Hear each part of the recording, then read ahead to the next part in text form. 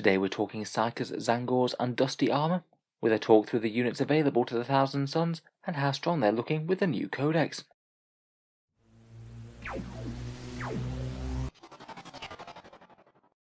Hello and welcome back to Auspex Tactics, the strategy focused 40k channel, where today we're going to be doing a grand tour of Thousand Sons units and talking about which will be strongest and most likely played in the strongest army lists for Magnus's Legion. With that in mind, I've ranked each unit in the codex into 3 different tiers, based loosely on what people have been having success with them at tournaments already and my own opinion. We'll go through each of these tiers in turn, talk about every unit and why I've ranked them where I have. Obviously by their very nature these tier lists are a little bit arbitrary, and it hasn't been all that long since the Thousand Sons codex was released, so it's certainly not impossible I might overvalue or undervalue certain units. If you think that I've made any big errors, feel free to let me know down in the comments below. If I think I've messed anything up too badly, I'll certainly put it in a pinned comment. In any case though, let's jump right into it, and start with Tier 3, some of the units that I don't think are likely to see as much competitive play in Thousand Sons lists. So it seems that in Tier 3 I've wound up ranking the majority of the Thousand Sons motor pool. I think just in general, vehicles really aren't the best fit with the Thousand Sons. The vast majority of their synergies and tricks revolve around infantry and characters, and while some of the new revamped Demon Engine datasheets are kind of interesting, I feel like they're going to have a lot more success when the actual Codex Chaos Marines comes out and you can run them as other legions, say Iron Warriors for example. First up though, I have chosen to rank the Mutalith Vortex Beast down in this tier, though out of any of them this was the one that I was most debating putting in Tier 2 instead. I'd say perhaps the main advantage of the Mutalith is that it's really quite tough for the points, an 145 point monster with 14 wounds and a 5+ invul, but I think its damage output does let it down quite a lot. It might be quite solid advancing up the board, but I'm not really convinced that either its mortal wound output or its melee are really worth the points. Unless you can either target hordes or get it right into the middle of the enemy army, I think you're usually going to be averaging around about 3 or 4 mortal wounds per turn, and even then somewhat unreliably. Its melee isn't terrible provided it's not too degraded, but again I wouldn't say anything necessarily spectacular for the points. So far none of the successful Thousand Sons lists that I've seen have included a Mutalith, but having said that, I don't think that one of them slogging up the centre of the board is really the worst choice. Maybe it has a slightly annoying soak of firepower that the opponent is going to feel the need to do something about, unless they want to be gradually chipped away at each turn with mortal wounds. The healing a Psyker stratagem that it can do within 12 inches is kind of handy, but still I'd say not enormous value, as you still have to pay a command point for that for each turn. I put it on the upper end of Tier 3, or maybe lower end of Tier 2. Next up we have the Thousand Sons gun tanks, the Chaos Land Raiders, Predators, Vindicators and Forge Fiend, all of which I'd say kind of fall into the remit of slightly underwhelming gun platforms. Again, these guys just don't really have all that much synergy with the other Thousand Sons choices, though perhaps the biggest advantage that they get is the 5+ invul save that Arcana Astartes get throughout, perhaps more relevant than the Predator than any of the others, as that has a 3+ save base. The Vindicator with its siege shield will often be a 2+, as will the Land Raider. Inferno Combi Bolters help them out a little bit too, and you could potentially use Ensorcelled Infusion for 1 command point for some extra AP, but I feel like this would be better placed on some of the Forge World models. Overall, I just can't see many Thousand Sons lists really wanting to take all that much of these guys, largely building around their psychic synergies and options, and maybe looking to Hellbrutes or Chaos Contemptors if they do want some long-range threats. Next up we come to some of the more melee demon engines, the Mauler Fiend and the Defiler, both of which got a bit more dangerous with their ballistic skill and weapon skill 3+ in the update, but still cost a fair amount of points for what you get I think. Again, much like the gun tanks, they don't seem absolutely terrible uses for the points. They will give your opponent another meaty threat to deal with, maybe if you're trying to rush up alongside a Demon Prince and Magnus perhaps, but again I just can't see these being the main focus of Thousand Sons army lists when compared with the Psychers and the Rubric Marines, and it's a little bit sad that you can no longer warp time up the Mauler Fiend to ram it down your opponent's throat. Finally we have the Helldrake, who I think again is in a similar place. It's still quite a fun choice and a model that's got really quite a long threat range, and can potentially annoyingly get in the way and charge enemy units that weren't expecting it. I still think though that it costs really quite a lot of points for its damage output, and it's maybe just a little bit niche in application, being quite good at dragging down aircraft that it can get its claws on, but perhaps less so against other things. Moving on though, we come to Tier 2, all units that I think could certainly be used by strong Thousand Sons army lists, though maybe not being quite as integral to the army as the units are ranked in Tier 1. First up, I thought we'd start with the troops choices, the Zangors and Cultists, both of which I feel are beaten into second place by the Rubric Marines, and I must admit it's quite nice to see the actual Chaos Space Marines being better in the troop slot than their various hangers-on. Most of the high-performing Thousand Sons lists so far do seem to be running more rubrics than these guys, though I think they certainly can still have a role. Generally the Zangors and the Cultists I think can certainly have value for defending home field objectives, perhaps screening or move blocking, or being just a very cheap infantry unit to do things like actions. The decision is then whether to go for the slightly more pricey Zangors who can actually do a little bit more damage, or keep it literally as cheap as possible with the Cultists. I think the Zangors are improved a little bit overall on their previous incarnation. They had a really decent points drop from 9 down to 7, and compared with the Cultists they actually do a fair amount of melee damage, get a 5+ invul save, toughness 4, and the all-important objective secured. Whether or not all that is worth the extra 2 points per model or not, compared with just having the basic squad, is kind of up for debate in any one list. I think they're solid enough, though perhaps not massively more convincing than Cultists. There certainly isn't a big disparity between the Death Guard Poxwalkers and the Cultists that never get taken in the Death Guard Codex. The Thousand Sons Cultists, on the other hand, are basically just incredibly cheap chaff. If you only need 50 points worth of models to hold down an objective or do actions, then there's not really all that much point in spending more. They're not really going to do all that much damage and don't have a lot of synergy within the Codex, but I still think that they're relatively well balanced against the Zangors. Next up we have the disc-mounted Zangor Enlightened, who I think are a potentially interesting choice for a fast-moving harassment unit, potentially able to move and advance every single turn with their Fatecaster Greatbows, and still hit on 2s for each shot. I can't see anyone running absolutely masses of these, but they do seem quite an interesting option to add a bit of speed to a Thousand Sons list, and are disposable enough to stretch out and take objectives, or screen out enemies from going where they want to go. Perhaps if they didn't have the cavalry keyword they might be a little bit more useful for secondaries. They could be good for things like engage on all fronts, but can't do helpful actions like retrieve Octarius data. They can either put out a bit of sniping or melee damage, though I don't think that they're enormously efficient on this front. Next we have the Zangor Shaman, the elite choice cut-price Psyker, who is really quite cheap and gets good mobility, though doesn't really quite have the raw efficiency of the sorcerers, only being able to cast one psychic power. If you just need a Psyker to be in a position to cast one single power, then maybe he could be a good choice, or if you're trying to make Zangors work as a damage dealing unit, adding +1 to their hit rolls when they're within 6 inches. I think in general sorcerers are superior to him, and can perhaps spare some better options in terms of relics, but he's really not all that far behind. Next up we come to Spawn, who do seem to be quite regularly appearing in small numbers in a fair amount of competitive Thousand Sons lists.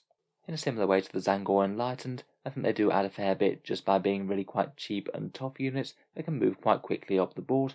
You can either field them just as individual Spawn for 23 points, where they're pretty much the ultimate throwaway expendable unit, or you could take them in some slightly bigger squads, maybe zip them up the board with Temporal Surge, and maybe use Fated Mutation to get them an extra attack, and their own choice of the best damage buffs rather than rolling randomly. Seem a pretty reasonable choice either just for expendability or to add a little bit more anti-infantry melee threat. Next up we come to the Hellbrute, which I think does a little bit better as a gun platform compared with a fair few of the other choices we talked about. As a core choice it can still get rerolls from sorcerers, it really enjoys having a free 5+ invul from Arcana Astartes, and I think that these could seem pretty reasonable with a twin las cannon and missile launcher plus some rerolls. Certainly still faces some stiff competition from the Forge World Chaos Contemptor, but I think that the 5+ invul save does help catch it up quite a bit. Finally for tier 2 we come to Magnus the Red himself, the Primarch of the Thousand Sons. There's no denying that he's had a significant amount of buffs go into the Thousand Sons new codex. His psychic power is better than ever, he gives out better rerolls to nearby units, and has got a fair bit tougher with his -1 damage mechanic. However, he certainly hasn't all had it his own way. He can no longer use Temporal Surge to warp time himself forward. He can't get a 3+ invul save anymore. And for all his crazy powerful abilities, he does come with a significant price tag. I just feel that 450 points is really quite a lot to justify on a single model, particularly as when you compare him to his brother Mortarion, he's just far easier to take down. He's only toughness 7 and doesn't get the 5+ feel no pain, and doesn't really cost significantly less. I feel like perhaps he's a model that when he works, he'll work very well, but if the opponent is able to get an alpha strike on him and take him off the board, then you've just lost a huge amount of your army in one fell swoop. It's a bit annoying as he's not really very able to hide as well, with 18 wounds so he ignores obscuring terrain, and that massive wingspan of his. Finally though we get to tier 1, some of the most efficient units in the book, and I think that these will be incredibly common sights in competitive Thousand Sons lists. First up we have the HQs, which I'd argue are perhaps the main focus of the Thousand Sons army. A lot of the rest of the codex just kind of feels like it's a backdrop for these devastating sorcerers, unleashing witch fires and magical might on the opponent, as well as all manner of ways to augment their own units and debuff the enemy. I'd be quite surprised to see many Thousand Sons lists not including at least one sorcerer or Ahriman. They are basically the most efficient way to get psychic powers on the table, and I think that basically all of the flavours of sorcerer do have their own uses. I think perhaps the Exalted one is one of the most efficient for his quite nice reroll aura and boosted stats, though if you don't think that they're going to be useful in your given list, the Terminator one or the Standard Pattern one are absolutely fine. Either you can go for one of the generic ones and then have your combination of relics, traits or Legion command abilities stacked on them, which can create some seriously powerful magic users, or you could just go to invest points instead, take Ahriman, and get 3 incredibly reliable casts with his 4 rerolls to cast powers. With the amount of witchfires and powerful buffs going round in the Thousand Sons list, I think that these guys are always going to be a staple. Next up, and not really all that different from the previous, is the Infernal Master, who casts 1 psychic power and then can either choose to amp up a unit's shooting with +1 strength, or get a helpful reroll that can help you somewhere in the rest of the turn on pretty much any dice roll. Unlike sorcerers, I don't really think he's a model that you really want to take multiple of. You get diminishing returns after you've used the good pacts for him, but I think one in the HQ section alongside a sorcerer or 2 seems like a really easy choice to make. Finally, for the HQ section, we have the Thousand Sons Demon Prince, who likewise does psychic powers, and with some wings he's got some pretty decent speed and some really quite nice melee power as well. It's quite nice to have such a powerful countercharge threat seated in the Thousand Sons ranks. A popular combination for him seems to be swelled by the Warp with Undying Form. He can have +2 to his strength and 1 to his attacks, and getting a nice -1 damage can help him live through enemy reprisals, particularly with that nice 4+ invul save that he has base. Moving past the HQs now, and we come to Rubric Marines, and it's quite cool to see these guys back in force after they've not been having so much success over the past year or so. I think gaining an extra wound has been a really big deal for these guys. They were kind of somewhat survivable before, but now they've really gone to the next level. 2 wounds, a 5+ invul save, and +1 to their saving throws against damage 1 weapons is a really nice combo that keeps them safe. Being obsec and immune to morale certainly help with the objective game. They can just stomp up onto objectives and they won't be going until everyone is dead.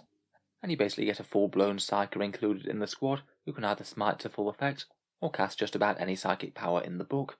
Multiple small units of Rubric Marines do seem to be really quite popular. It's quite cool that they can always flex into a whole load of mortal wounds via smite if they need to, if the enemy happens to be overrunning them too much. Otherwise they have some decent AP in their shooting phase, and people seem to be quite happy to upgrade them with various things: the Icon of Flame for extra Cabal points, Soul Reaper cannons for a bit more shooting, or Warp Flamers, which can be quite interesting as they can self-buff their own with a psychic power. Overall, it's pretty good to see them so usable. They seem like a good unit for stomping onto objectives and winning the primary game. To give the Rubric Marines a little bit more mobility, I do think that the Chaos Rhino is also worth a mention in Tier 1 as well. Just for the stats alone, it's perhaps one of the best value rhinos in all of 40k at the moment, and I think they're already pretty usable as transports for quite a lot of factions.